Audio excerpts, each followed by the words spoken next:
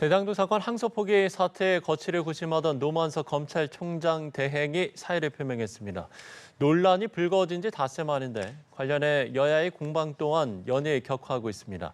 최창렬 용인대 특임교수, 이종근 정치평론가 두 분과 함께 이야기 나눠보겠습니다. 두 분 어서 오십시오. 안녕하세요. 예. 자, 대장동 항소 포기 닷새 만에 노만석 검찰총장 대행이 결국 사의를 표명했습니다. 대통령실에서도 이 면직안이 제청이 되면 수리할 방침이다 이렇게 밝혔는데 일단 이 사의 표명 어떻게 보시는지 먼저 최 교수께 질문드리겠습니다. 노만석 직무대행, 검찰총장 직무대행의 이번에 여러 가지 발언도 그렇고 네. 여러 가지 태도가 참 이해가 안 가요. 특히 그중에서 이해가 안 가는 게 용산과 법무부와의 관계를 고려했다 뭐 이런 취지의 얘기를 했어요. 예. 그 얘기는 검찰이 명징하게 정치적 판단을 했다는 얘기거든요. 정무적 판단을 했다는 얘기 아닙니까?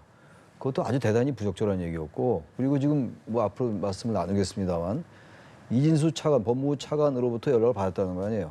그리고 법무부 장관, 정성호 장관은 신중히 판단하라고 그랬다라는 얘기도 했어요. 그건 뭐 장관 스스로가 했던 얘기인데, 그러고 난 다음에 그러면 신중히 판단하라는 얘기가 검찰총장에 대한 그 이른바 수사지휘권 행사는 아닌 건 분명하잖아요. 서면으로 하지 않았으니까. 지휘권 행사는 서면으로 해야 되는 것인데, 그렇다면은 자신이 검찰총장 직무대행으로서 자신이 판단하면 돼요. 여러 가지 얘기를 너무 많이 했어요. 인간 노만석이가 뭐 되고 싶다. 인간 노만석으로 살고 싶다는 네. 얘기. 지금 그럴 얘기가 계제가 아니잖아요, 지금. 이 항소가 이제 되지 않음으로써, 항소가 포기됨으로써 지금 7일 날 이제 이 일이 발생을 했는데 무슨 며칠째입니까, 지금? 이걸 예상 못 했나요? 노만석 검찰총장 직무대행이. 그 사의를 한 건 당연한 것이고 사의 표명은 오히려 늦은 것 같아요. 사의 표명은 했으니까 이제 뭐 당연히 대통령께서 수리를 하겠죠. 그런데 이거 어떻게 수습할 겁니까? 이 상황을. 이러고 나니까 지금 여야가 지금 이 문제의 본질은 항소가 포기됨으로써 이른바 이제 뭐 여야의 주장은 다르겠습니다만 뭐 추징구형보다 낮게 나왔잖아요. 1심 선고에서 추징금이 말이죠. 여러 그 금액들이. 그런 것들을 어떻게 받아낼 것인가 이런 것들이 이제 이슈가 됐던 거였는데 이 본질이 지금 제껴두고 완전히 정치 이슈로 진화했어요. 좋게 말하면 진화고 나쁘게 말하면 완전히 여야 간의 어떤 정쟁의 이 장이 마련된 거거든요. 노만석 이 검찰총장 직무대행이 상당히 이번에 태도 자체가 비판받아 마땅하다고 생각합니다. 퇴임식 때 입장을 밝히겠다 이렇게 이제 대검에서 밝히기도 했는데 이번 이 사의 표명 어떻게 보셨는지요? 퇴임식 때 밝히겠다는 것도 저는 납득이 되지 않습니다. 왜냐하면 지금은 검사들 2,000명의 검사들이 거의 한 목소리로 검사장은 검사장대로 또 차장검사는 차장검사, 부장검사 따로 또 일선 검사들 따로 목소리를 한데 모으고 있습니다. 검찰에 대한 어떤 위기의식을 떠나서 국가의 기강에 대한 어떤 우려가 이 검사들이 한 목소리를 내게 만든 요인이거든요. 그렇다면 지금 이 노만석 대행은 사실 닷새나 끌 이유가 없었어요. 역대 지금 검찰총장들은 원래 임기가 보장되어 있지만 지금까지 임기를 다 채운 사람은 6명에 불과하더라고요. 정치적 외풍이라든지 뭐 여러 가지 이유로 다 중간에 사퇴를 했는데 그중에서 제가 기억나는 사람은 김종빈 검찰총장입니다. 노무현 대통령 당시에 천정배 법무부 장관이 최초로 수사지휘권을 발동을 해요. 강정구 동국대 교수와 관련해서 불구속으로 하라. 그래서 12일 날 수사지휘권을 서면으로 받았습니다. 받자 이틀 만에 사표를 던집니다. 왜냐하면 이겁니다. 수사지휘권을 그대로 받아들이면 앞으로 정치적인 어떤 그런 그 외풍을 검찰이 그대로 탈 수밖에 없다라는 의미로 이틀 만에 해요. 그런데 이런 어떤 타이밍 그리고 또 검찰총장의 사퇴는 사실 검찰 조직에 어떤 메시지를 던지는 거거든요. 그래서 외풍에 흔들리지 말고 검찰이 지금 공정하고 당당하게 수사를 하게끔 하는 어떤 역할이 사실은 사퇴의 어떤 표명의 메시지라고 저는 생각을 해요. 역대 검찰총장이 다 그렇게 했고 그런데 지금 메시지도 흔들리고 있고 왜냐하면 외풍을 받았는지 안 받았는지 왜 제가 퇴임식까지 뭐 그때 말하겠다라를 비판하냐면 지금 당장 말해야 돼요. 지금 당장 메시지를 던져야 됩니다. 사퇴의 변이 나와야 돼요. 그런데 퇴임식에서 뭐 굉장히 박수 받으면서 지금 떠나가는 겁니까? 아니잖아요. 그렇다면 지금 너무 늦었고 닷새나 끈 것도 늦었고 교수님께서 말씀하셨지만 지금까지 닷새 동안의 메시지가 계속 흔들리고 있다. 뭐 이렇게 얘기했다가 저렇게 얘기했다가 그러니까 메시지의 일관성이 없으니까 이 사람이 왜 사퇴했는지에 대한 어떤 뚜렷한 의미로 다가오지 않는다는 것이죠. 여러 가지로 끝까지 좀 부적절한 어떤 태도와 메시지를 던지고 있다는 겁니다. 예. 결국 이제 이번 사태의 쟁점 중에 하나는 외압이 있었냐 없었냐일 텐데 일단 법무부 장관의 그러니까 신중하게 판단해라 이런 의견 제시 형식이 검찰청법 위반 소지가 있다 없다 여기에도 또 입장이 엇갈리는 것 같아요. 이 부분에 대해서는 어떻게 생각하세요? 검찰청법 위반이라는 얘기는 검찰총장에 대해서 검찰총장에 대해서 구체적인 사건을 지휘할 수 있는데 서면으로 하게 돼 있어요. 예. 그렇게 되지 않을 때 그게 이제 검찰청법 위반이 되는 거 아니겠어요? 그렇죠. 근데 이거는 지금 그게 아니에요. 지금 서면으로 과도하게 항소하지 마시오라고 지휘한 게 전혀 아니잖아요. 예. 정성호 장관도 그렇게 그 이야기를 얘기를 하고 했습니다. 있는 것이고. 만약에 내가 그랬으면 서면으로 얘기를 하지 않았겠느냐. 장관이 얘기할 수 있죠. 그리고 서울중앙지검이 기소를 최종적으로 항소를 결정하는 건 서울중앙지검 수사팀인데 물론 서명해가지고 이른바 윗선의 이런 반대에도 불구하고 노만석 대행의 반대에도 불구하고 하려면 하겠죠. 예. 근데 그렇게 안 한 거예요. 그러니까 서울중앙지검장도 항소하는 것에 서명했다가 그랬다가 이제 서명하고 난 다음에도 그러면도 항소를 포기했단 말이에요. 그리고 사의를 표명했잖아요. 중앙지검장도.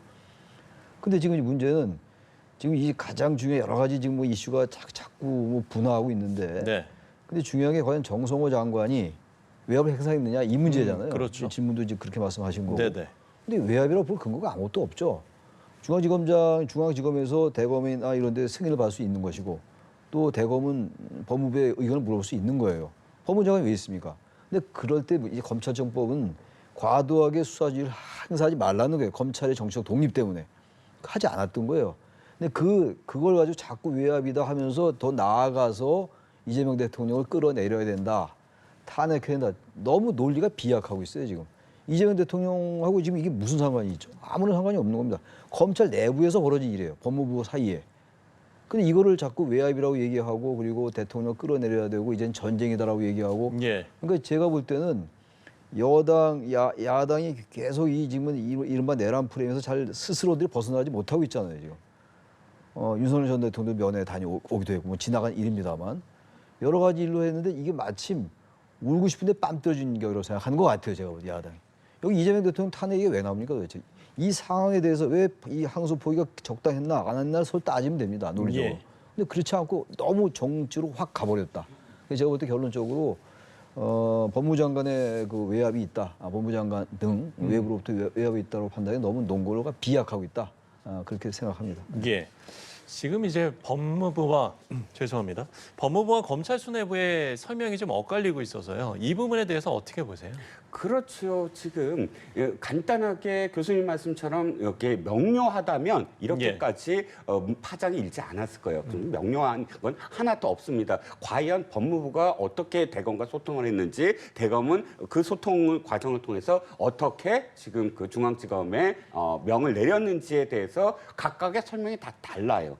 법무부 장관 따로, 차관 따로, 그다음에 검찰총장 권한대행 따로, 중앙지검장까지. 그래서 지금 왜 각각의 말이 다르냐 하고 검사들이 얘기하는 겁니다. 그러면 뚜렷하게 밝혀달라. 그런데 아까 퇴임식 때 얘기하겠다는 여운으로만 지금 검찰총장 대행이 얘기했고요. 저는 서면으로 하지 않았다고 해서 이것이 지금 그 외압이 아니다라는 논리도 사실 생각이 좀 다릅니다. 왜냐하면 서면으로 만약에 했다고 그러면 더 큰 문제가 파장이 생기니까 서면으로 하지 아니한 외압을 했다라고 생각이 들어요. 만약에 진짜 신중하게 판단하라라는 뜻이었다면 한 번만 하면 끝납니다. 그런데 왜 보고를 왜 지금 그 당시 상황이 어떤 상황이냐면 그 수사 공판 검사들, 일선 검사들이 이건 항소해야 됩니다라는 의견을 제시했고 중앙지검장이 결재까지 된 상황이에요. 이 과정에서 3번씩이나 지금 보고를 하고 마지막 날까지 지금 법무부 차관이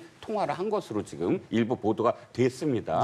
그렇다면 정황상 이게 계속 이 법무부의 뜻과 다른 방향으로 끝까지 고집을 하니까 마지막까지 보고를 받으면서 똑같은 말이더라도 그것은 당연하죠. 아니 여러모로 판단해라, 신중하게 판단해라. 한 번 할 거를 3번씩이나 계속 연달아 했다는 건 계속 압력으로 생각할 수밖에 없는 것이고요. 한 가지만 더 말씀드리면 정성호 법무부 장관이 만약에 서면으로 직접적으로 개입이 됐다 그러면 이건 법적으로 굉장히 큰 파장일 겁니다. 왜냐하면 정성호 법무부 장관은 이번 사건과 관련해서 이해 충돌이에요. 당사자 중에 한 사람입니다. 2022년 12월과 2023년 1월에 정성호 의원이 그러니까 이 당시에 이재명 대표의 가장 복심이라고 알려진 정성호 의원이 누구를 만납니까? 정진상과 김용을 특별 접견을 합니다. 이건 기록에 다 남아 있고요. 특별 접견 당시에 기사에 다 나와 있습니다. 그 당시에 그 옆에 교도관이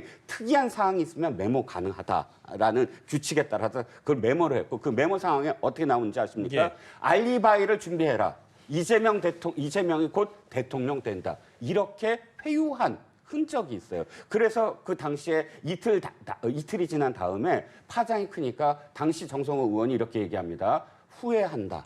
YTN에 나와서 그렇게 표현한 적도 있어요. 그러면 여기까지 연결해 보죠. 그렇게 대장동 일당의 공범이라고 얘기하는 주도를 했던 지금 내란으로 얘기하면 주요 임무 종사자 격인 그 정진상과 김용의 회유한 당사자가 지금 이 사건에 대해서 수사지휘권을 했다? 어떻게 되겠습니까? 서면으로 했다? 당장 그 당시 상황까지 해갖고 지금 당신의 자격이 없다라고 그 시시비비가 갈리지 않겠습니까? 그러니까 결과적으로는 합리적인 추론이 뭐냐면 차관을 시켜서 통화를 통해서 이런 결과를 나오게 유도한 게 아니냐. 이건 결과적으로 봤을 때 외압이다라고 할 수가 있는 거죠. 예. 두 분의 의견에 지금 엇갈린 상황을 저희가 볼 수가 있는데 오늘 국회 예결위 전체 회의가 열렸고 이 회의에 정성호 법무장관이 출석하면서 여기에서도 대장동 사건에 대한 질문이 쏟아졌습니다. 관련 발언 듣고 오시죠. 대통령실과 제가 논의하지 자체를 않습니다. 저는요. 제가 어떻든 정치적 책임을 저는 회피할 생각이 없습니다. 다만 이게 검찰이 처리한 수많은 사건의 일부입니다. 저는 개인적으로 전 정권 하에서 일종의 정치보복적인 어떤 수사 하나 때문에 장관이 이걸 책임지고 사퇴하는 것은 바람직하지 않다고 보고 있고요. 정성호 장관의 이야기를 듣고 왔습니다. 이제 야당 의원의 이 모든 책임을 지고 사퇴해야 한다라는 이런 주장에 선을 긋게 됐는데 오늘 정성호 장관의 발언 어떻게 들으셨는지요? 정성호 장관이 사퇴할 만한 논거가 없죠, 지금. 외압이 아니라고 지금 주장하고 있는 거고, 정성호 장관. 저도 그렇게 보고 있고, 여러 사람이 그렇게 보는 사람도 있고, 이제 우리 이종훈 평론가님처럼 그렇지 않은 이제 야당의 주장도 있고 그래요. 이 상황 속에서 장관이 사퇴할 리가 없죠. 사퇴할 명분도 없는 것이고, 그래서 야당은 정치적 공세로 이제 얘기한다고 보는데, 네. 이거 생각해 볼 필요가 있어요. 이 지금 대장동 사건이 사실 이번에 항소 포기를 안 했으면, 항소를 포기하지 않고 항소가 됐으면, 했다면, 그러면 이 사건은 아마 보도가 거의 안 됐을 거예요, 아마. 대장동 사건은 계속 이제 4년 만에 1심 판결이 내려진 거잖아요. 대장동 사건이 그동안 2021년도에 처음으로 이제 불거지고 난 다음에 얼마나 말이 많았어요. 지지난 대선 때. 예. 그리고 난 다음에 대장동 사건에서 안 사면 대충 압니다. 근데 이 항소를 포기함으로써 이게 대장동 사건이 소환된 거예요, 결과적으로. 지금 정진상 실장 얘기 나오고 별 얘기 다 나온 거잖아요, 지금. 김용 말씀도 하셨고 그랬는데. 그렇다면 과연 이재명 대통령이나 그러면 이해 충돌에 어긋난다고 본다면 정성호 법무장관이 그 당시 그런 일이 있었다고 보고 있었으니까 그럼 이 실익이 뭐가 있을까요? 오히려 항소를 안 했기 때문에 이 논란이 된 거 아닙니까 지금? 그 이재명 대통령의 이른바 대장동 사건이 다시 소환된 격인데 항소를 하면 오히려 이게 보도가 안 됐을 것 같아요. 모르겠습니다만. 별로 이재명 대통령이나 정성호 장관에게 실익이 별로 없어요 이게. 어차피 2심은 열리는 것이고 물론 이제 단지 이따 말씀이 나올지 모르겠는데 이 추징 구형에 따라 보다 너무 이 구형량이 적어요. 추징금이 남은 변수 같은 건 제로잖아요. 영원히 정영학 회계사도 영원이고 구형은 1,000억, 647억 이렇게 했음에도 불구하고 이런 것들에 대해서 다퉈볼 만하죠. 2심으로 갔어야 되는 거죠. 근데 안 갔어요. 이걸 외압 정도까지 외압을 해서 안 가게 해서 나올 실익이 뭐냐 이거예요 도대체. 그래서 외압이 아니라고 좀 보는 거예요. 예. 그 신중하게 판단하고 일상적인 대화를 얘기를 할 수 있는데 너무 알아서 노만석 대행이 얘기를 했던 게 아닌가라고 저는 추정을 합니다. 예. 지금 이제 최 교수님의 말씀은 이게 정성호 장관과 이재명 대통령에게는 이게 실익이 없기 때문에 이게 이제 외압의 가능성을 좀 낮게 보시는 것 같아요. 어떤 의견을 갖고 있나요? 실익은 너무나 크죠. 왜냐하면 이재명 대통령이 이제 대장동 재판을 다시 재개하게 됐을 때 지금 이 부분 대장동 일당의 범죄를 지금 완전히 축소한 상태거든요. 자, 지금까지 민주당은 입장을 지금 바꿨어요. 어떻게 바꿨냐? 대통령실도 저는 거의 비슷한 분위기라고 보는데 네. 대장동 일당에 대해서는 잘못했다라는 식으로 이야기해 왔어요. 지금까지. 그런데 이재명 대통령이 몰랐다. 이건 유동규 본부장이 대장동 토건 비리족들과 함께 손을 잡고 한 일이다. 이렇게 주장해 왔어요. 이 주장은 뭐예요? 대장동 일당, 김만배와 남욱 일당이 지금 그 전부터 그러니까 성남도시개발공사가 아닌 시설관리공단 시절부터 도시개발공사로 만들고 일부러 의회 의장을 포섭을 해서 이 모든 과정들이 나쁘다라고 인정을 했어요. 그리고 이게 나쁘다라고 인정한 건 뭐냐면 이 모든 것들은 윤석열 검사가 했다. 라고 그때 뒤집어 씌웠잖아요. 커피 한 잔을 줬다라는 식으로 해서 부산저축은행 당시에 그것을 수사를 안 했기 때문에 대장동까지 왔다라는 황당한 논리로 이 대장동 일당의 범죄와 관련돼서는 인정을 해왔다고요. 예. 그런데 지금 보세요. 법무부 장관이 뭐라고 했습니까? 정정권 정치 보복 수사에 장관이 사퇴할 이유가 없다라고 얘기했잖아요. 이해가 가지 않습니다. 대장동 토건 비리족의 재판이에요, 이건. 이재명 지금 교수님이 주장하시듯이 이재명 재판과 연관가 없다고 일단 가정하고 보자고요. 근데 지금 비호하는 거예요. 이 사건을 전 정권 정치 보복 수사로 토건 비리족들의 이 수사 자체를 축소하고 규정 짓는 겁니다. 그걸 더군다나 가장 지금 문제가 되는 게 7,886억 원에 대해서 민주당이 거기에 대해서 이의를 제기한 적은 없어요.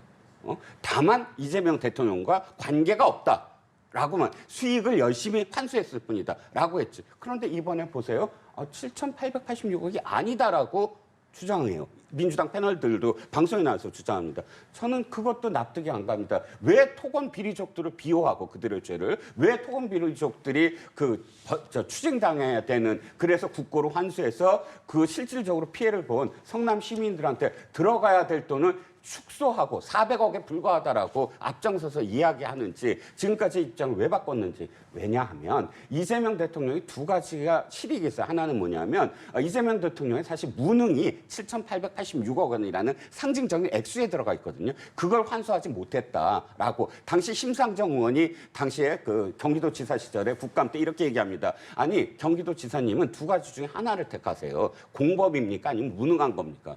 아니 그런데 둘 다 아니려면 이 7,886억이 400억이 돼야 돼요. 그래야 그 액수 자체가 줄어야 내가 무능함을 좀 더 줄일 수 있고 또 일부 이해 충돌이라든지 이번에 무죄를 받은 부분은 확실하게 이재명 대통령의 재판이 재개됐을 경우 연관이 있다라는 겁니다. 예. 그렇기 때문에 너무나 큰 실익을 지금 이재명 피고인이 앞으로 얻게 된다라는 겁니다. 네.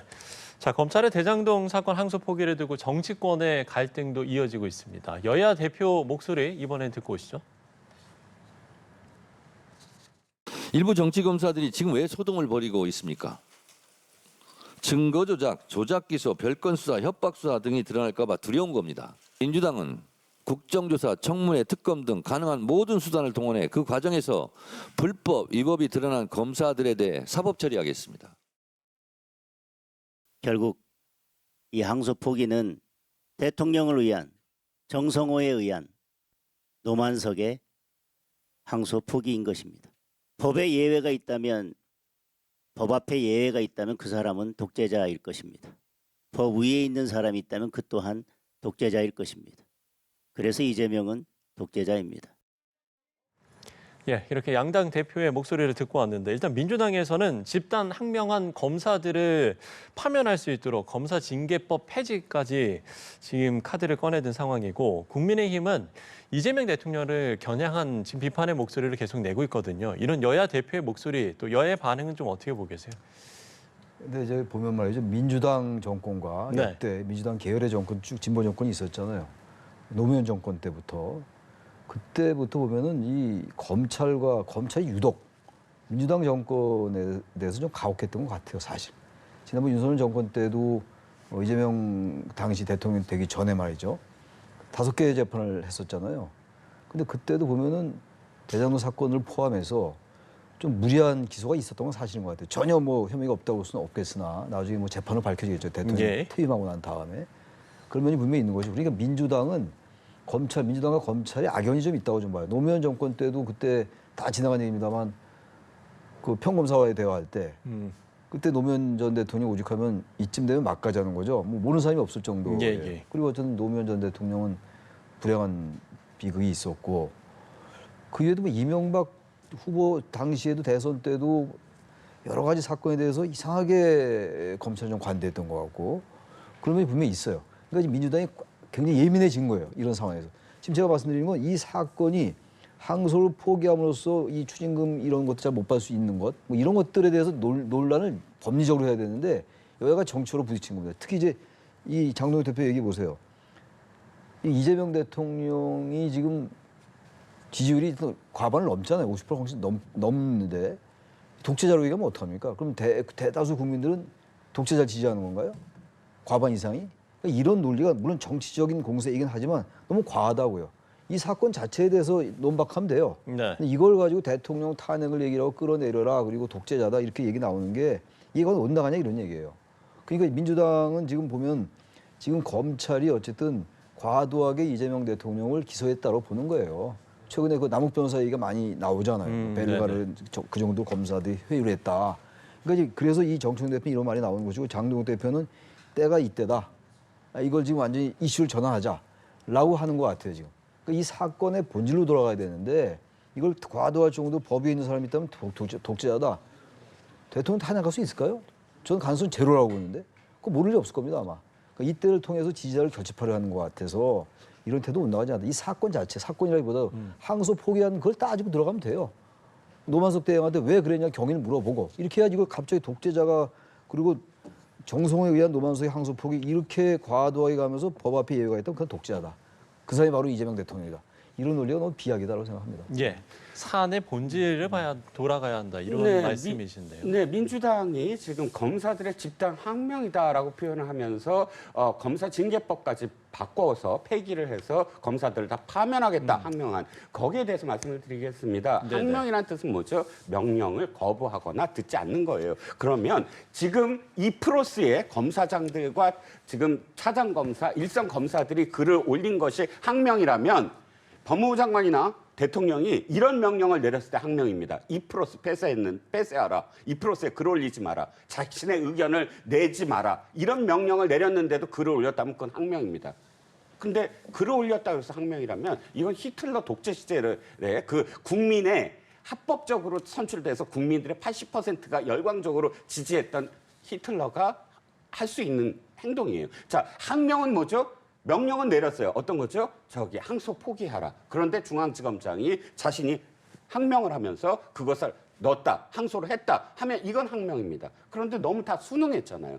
그 법원 앞에 있는 검사도 순응을 했습니다. 지시 그대로 받았어요. 항명한 검사는 아무도 없습니다. 그런데 집단적으로 자신의 의견을 표명했다? 그럼 판사들이 판사회의에서 집단적으로 자신의 의견을 표명하면 그게 항명입니까? 검사들이 지금까지 예를 들어서 심의정 그 검찰총장한테 항고 포기했다고 엄청나게 이 프로스에 글 올렸어요. 검찰총장한테. 그게 항명입니까? 그러니까 항명은 자신들한테 이로운 것을 게시판에 이야기하면 그건 항명이 아니고 뭐 불리하게 하면 항명이다. 이런 내로남불의 어떤 표현이라는 겁니다. 예, 알겠습니다. 자, 오늘 두 분과 이야기 나눠봤습니다. 최창렬 용인대 특임 교수, 이종근 정치평론가 두 분과 함께 이야기 나눠봤습니다. 오늘 말씀 고맙습니다. 예.